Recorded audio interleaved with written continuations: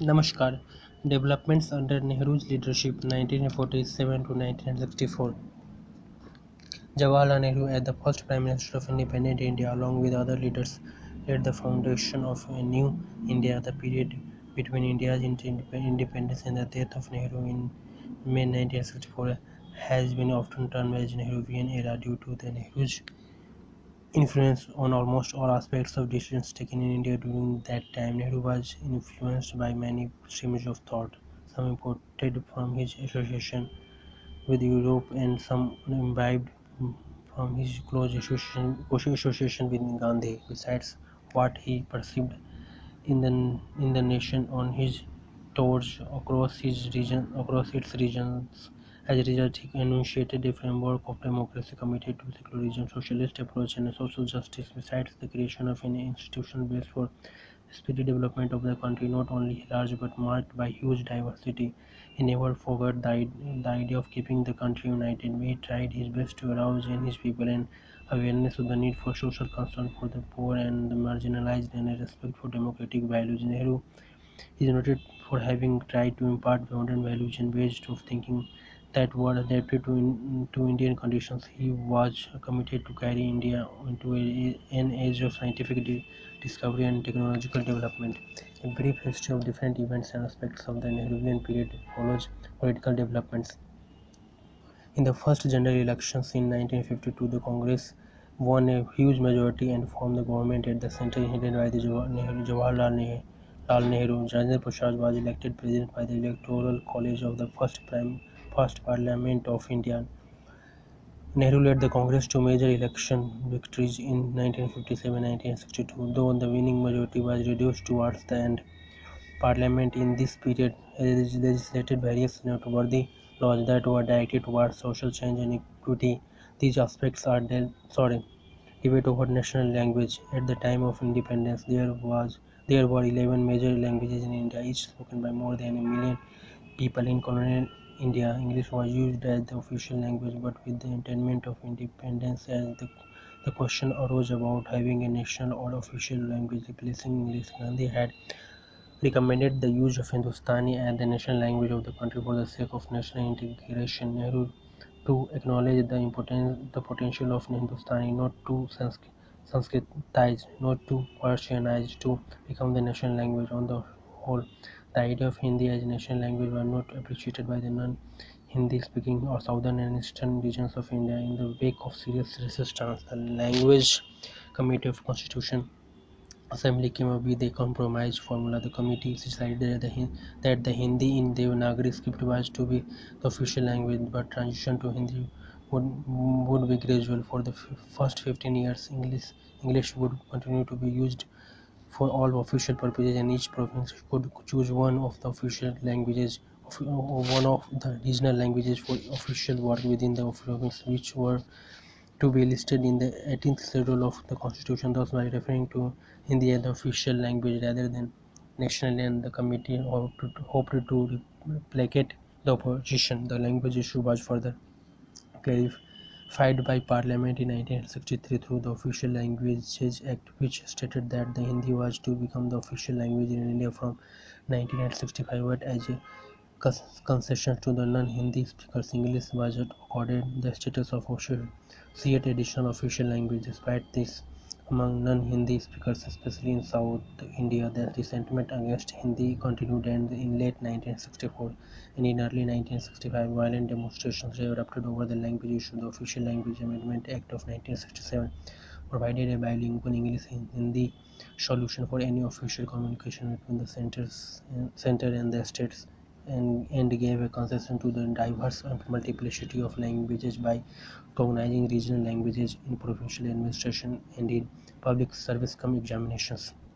Linguistic reorganization of the states.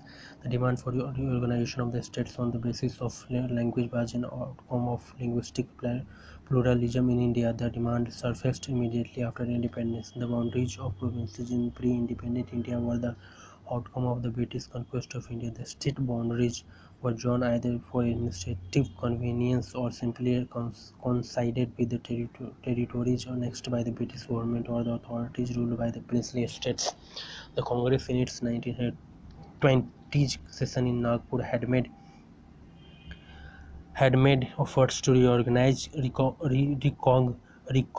regional linguistic identities and divide India into 21 linguistic units for its organizational setup. Many provincial congress committees were set up on the basis of linguistic zones, which often did not coincided with the administrative divisions of British India. However, when demands for the linguistic reorganization of the provinces came up in the Constituent Assembly in 1946 and after independence, the national leadership under the Congress opposed it on the ground of national unity. The situation in the newly independent country was difficult. India's partition had created serious administrative, economic, and political challenges. The post-war world faced serious economic and law and order problems. The Kashmir problem and a war-like situation with Pakistan needed urgent attention. However, due to the continuous demands, the Constituent Assembly in June 1948 appointed the Linguistic Province Provinces Commission headed by Justice S.K. Dhar to inquire into the need of linguistic provinces. The Dhar Commission, however, opposed such a move in the interest of national integration. Consequently, the Constituent Assembly decided not to include the linguistic principle in the Constitution. In December 1948, to pacify the vocal votaries of linguistic state, the Congress appointed a committee JVP with Jawaharlal Nehru, Vallabhbhai Patel and Pattabi Sitaramaiah as its members. Its report, which is known as JPV report, also went against the creation of linguistic states in the interests of national unity. There was widespread agitation, especially in southern India, in the wake of the JVP report. The first demand for a linguistic province was seen in the Telugu-speaking region of Andhra in August 1951. Shaman Sitaram, a congressman and Gandhian leader, started a fast unto death while he broke his fast after 35 days. The movement was renewed in December 1952 by another Gandhian follower, Poti Sri Ramulu, who died after fasting for 56 days. Sri Ramulu's death was followed by rioting, demonstrations, hartals, and violence all over the Andhra region. The government reconsidered the demand for a separate state of Andhra, which finally came into existence on October 1st, 1953, with the region being separated from the Tamil speaking Madras state. The creation of Andhra encouraged other linguistic groups to intensify their movements for their own state or for ratification of their boundaries on a linguistic ground. Under popular pressure, Nehru government appointed the State Reorganization Commission (SRC) in August 1953.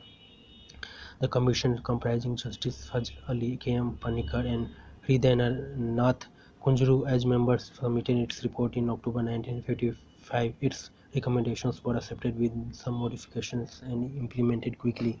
In November 1956, the States Reorganization Act was passed, which provided for 14 states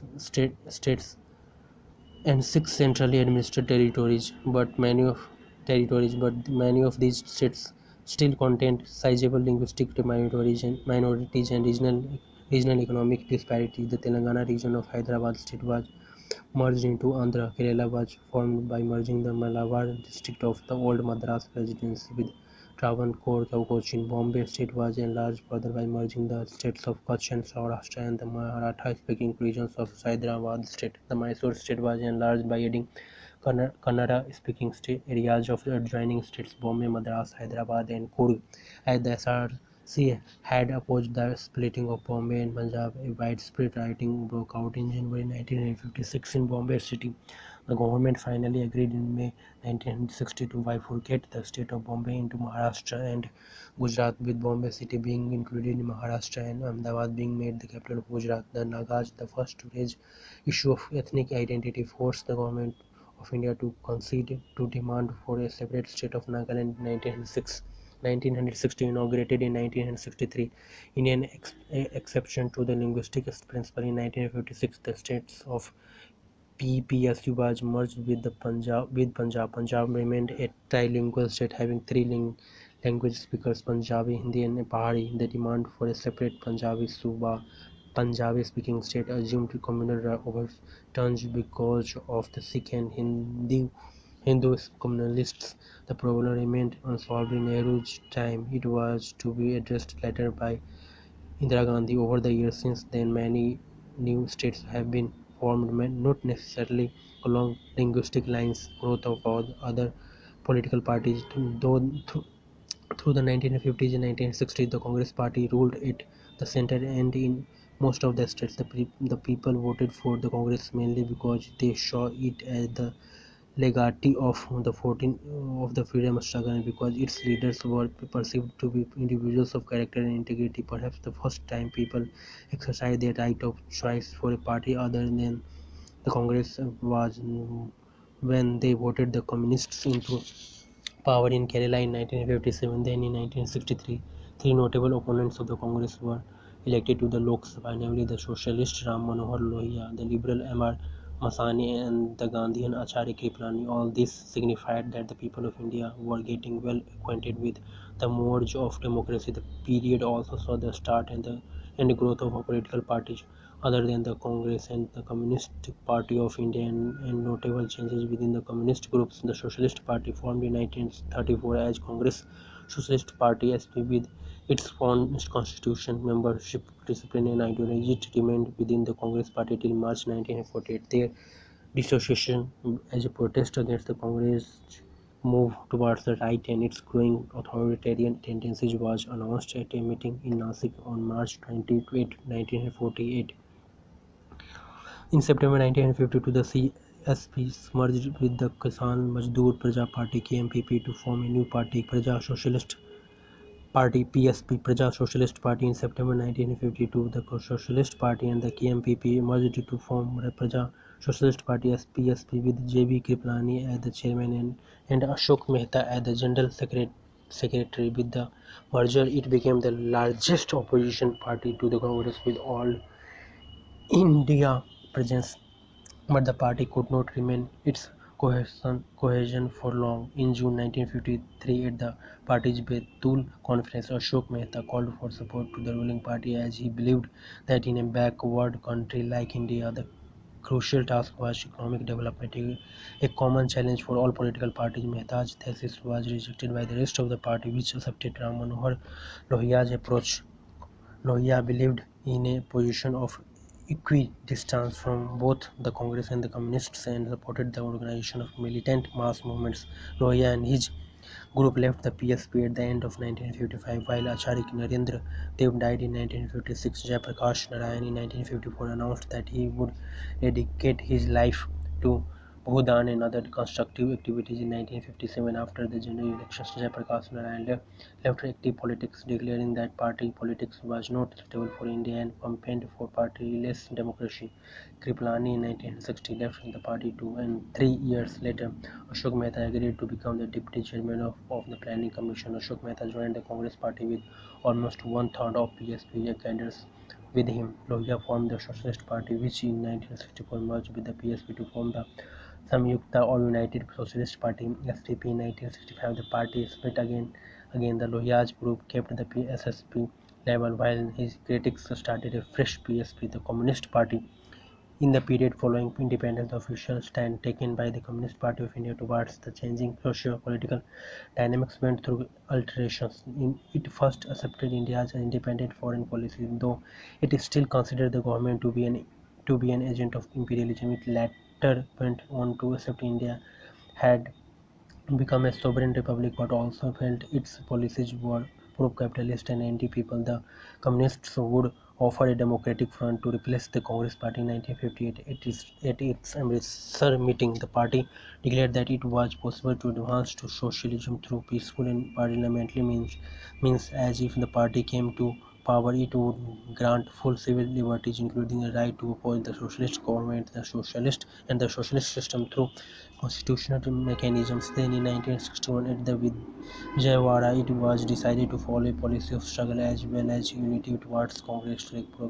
Progressive policies were to be supported while struggle against other policies were to continue. A split in CPI within the party. There were several differences on issues like attitude towards the Soviet critique of Stalin, Russia, China, ideological differences, and Sino-Indian War of 1962. Some communists supported the government fully against the Chinese invasion, while others, though opposed to the Chinese stand on the question of India China frontiers, also opposed the unqualified support to the Nehru government because of its class character.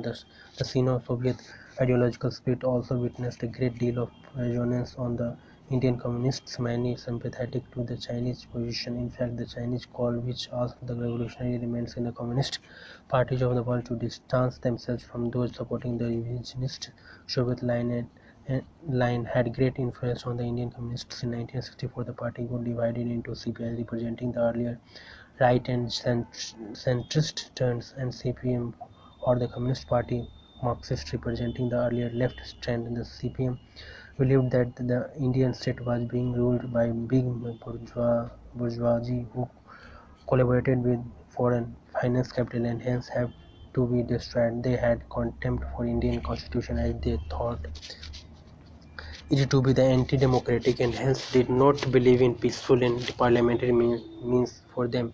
An agrarian revolution coupled with an armed struggle led by working class and the CPM was necessary to bring changes in the social relations. Bharatiya Jana Sangha, the Bharatiya Jana Sangha, founded in October on October 21, 1951, was based on right-wing ideology. According to Bipin Chandra, the Jana Sangha was a communal party, and to understand its basic character in politics, the genesis of Rashtriya Swayamsevak Sangh (RSS) is to be analyzed first. The Jana Sangha was a creation of the RSS and due its organized strength, centralized character and ideological homogeneity from it. The party in the beginning was strongly anti-Pakistan.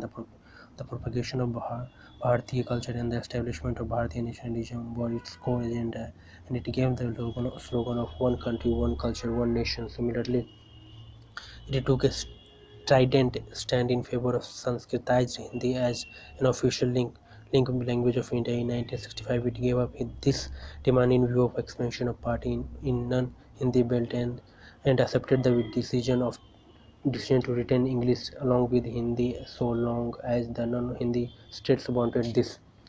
Dr. Shyam Prasad Mukherjee, Shyama Prasad Mukherjee, Dr. Shyama Prasad Mukherjee, sorry, Dr. Shyama Prasad Mukherjee Dr. Shyam Prasad Mukherjee, who had resigned from the Nehru cabinet in April 1951 over the Liaquat-Nehru Pact, was the main force behind the formation of the Jan Sangh. Mukherjee claimed it to be a non-communal party aiming to build a broad-based democratic opposition to the Congress, but in the absence of any effective alternative ideology or program and mass support, the party became a subsidiary of the RSS. It won 3 Lok Sabha seats with 3.06% of votes. Incidentally, Molly Chandra Sharma, the second president of the Jan Sangh, resigned in protest against the RSS domination of the party. In later years, the party was to be a part of the coalition Janata Party against the emergency. The Swatantra Party, founded in August 1959, the Swatantra Party was a non-socialist, constitutionalist and secular conservative party, having distinguished leaders like Siraj Gopalachari, who resigned from the Congress, Meenu Masani, Anji Ranga and K.M. Munshi, most of them being veteran Congress leaders. The social base of the party was narrow and consisted of a section of industrialists and business class disconnected with government control, quotas and licenses and fearful of nationalization. Landlords, jagirdars and princes, annoyed due to the loss of fiefdoms, social power and status and deteriorating economic conditions. Ex-landlord turned capitalist farmers and rich and middle peasants who had welcomed the abolition of landlordism but were fearful of losing part of their land, and a few retired civil servants. The Swatantra Party favored the notion of the right watchman or laissez-faire state and stood for free private enterprise. It opposed the active role of the state in economic development and nationalization of private enterprises and extension of land reforms. In international relations, the party denounced non-alignment as well as Indo-Soviet collaboration and wanted a close relation with the US and countries of Western Europe. In fact, it advocated for a defense coalition with non-communist countries of Asia, including Pakistan, under the capitalist superpower United States. In the 1962 elections, it won 18 seats in the Lok Sabha and emerged as the main opposition party in four states: Bihar, Rajasthan, Gujarat, and Odisha.